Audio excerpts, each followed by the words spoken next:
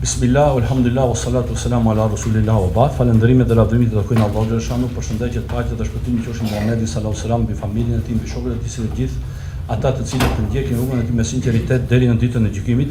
I nderuari drejtor i Institutit për Hulumtime dhe Studime Islame Sabri Efendi Pajgora, i nderuari drejtor për diasporë Ekrem Efendi Sinica, e nderuara kryesi e punës dhe gjithë ju studiues të nderuar. Fillimisht ju përshëndes me përshëndetjen e ngrohtë islame, selamu aleikum, paqja dhe mëshira e Allahut qoftë mbi ju.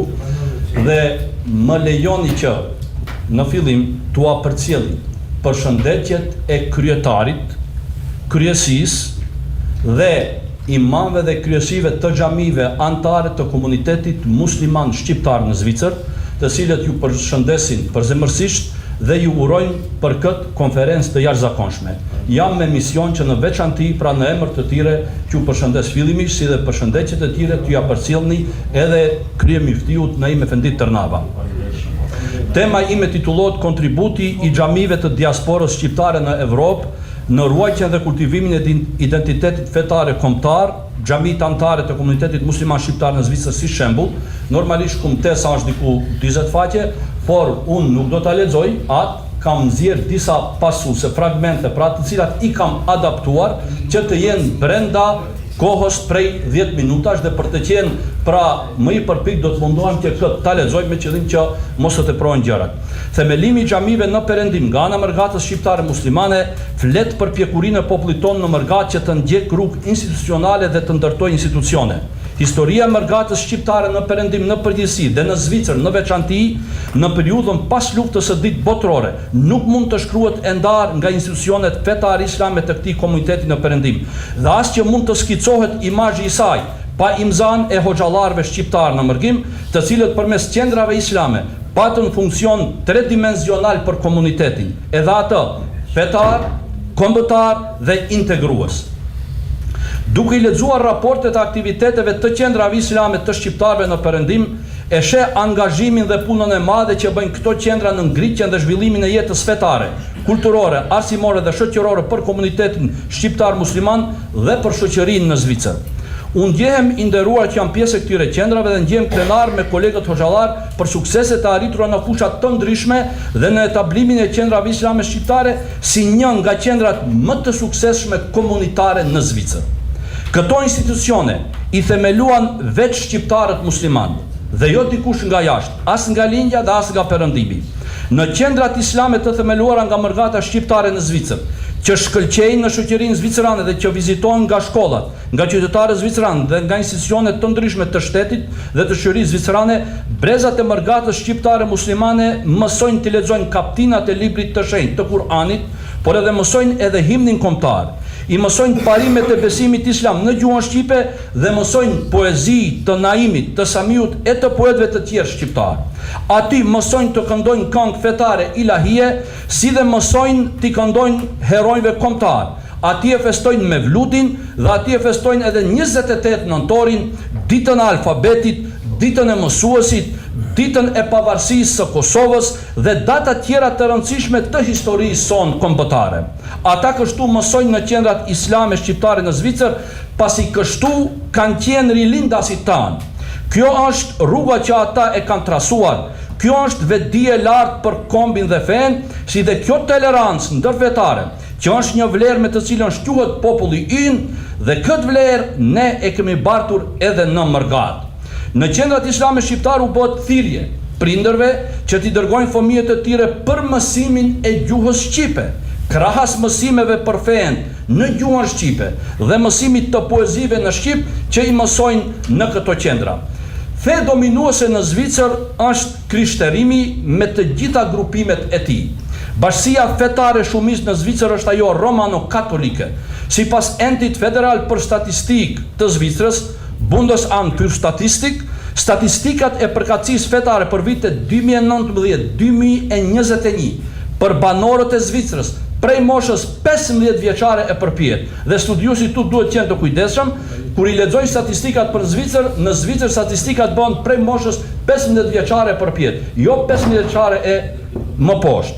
Sipas kësaj, pra, këto statistika flasin se në Zvicër jetojnë 33.7% pjesëtar të kishës romano-katolike, 21.8% pjesëtar të kishës vendore evangelike të reformuar, 5.5% pjesëtar të bashkësisë muslimane dhe tjerë me radhë, dhe çka është interesante, 30.9% janë deklaruar pa përkatësi fetare. Statusi ligjor i institucioneve fetare islame në Zvicër.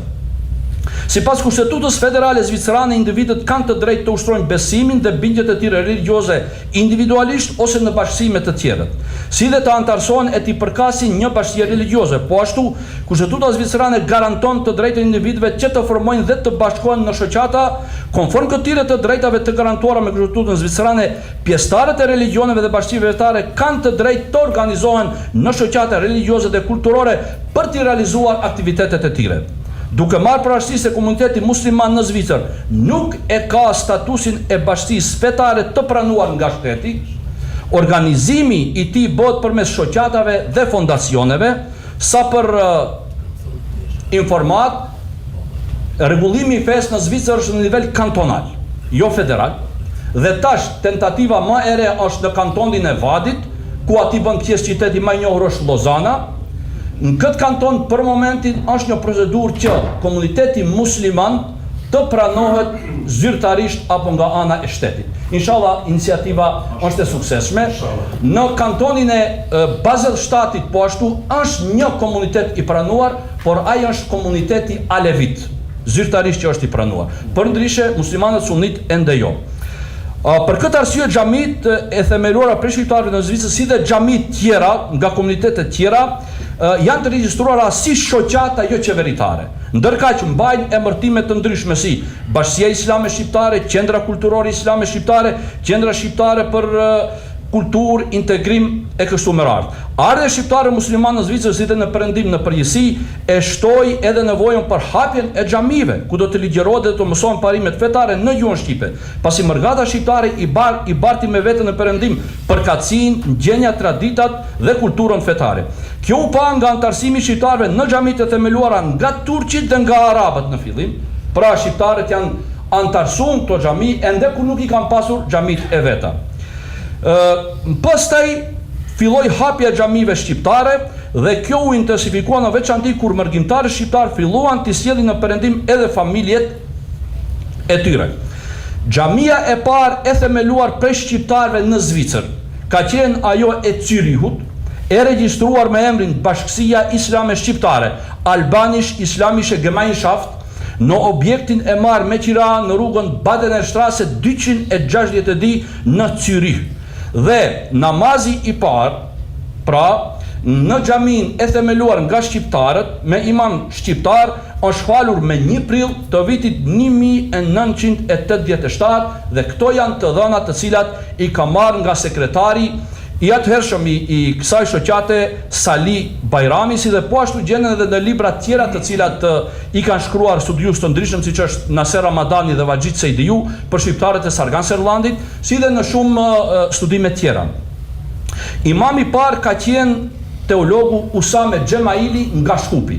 Por kjo nuk do të thotë se shqiptarët nuk kanë pas imam tjerë. Ka pasur imam shqiptar, por janë falur në kuadër të xhamive të turqve. Pra xhamit e turqve u kanë dhënë hapësirë edhe shqiptarëve edhe imamit shqiptar që ta falë xhamatin e tij dhe të tregojë ders faktikisht për xhamatin, por kanë qenë xhamit të turqve. E para xhami shqiptare regjistruar si xhami shqiptar është ajo në Zürich në vitin 1987.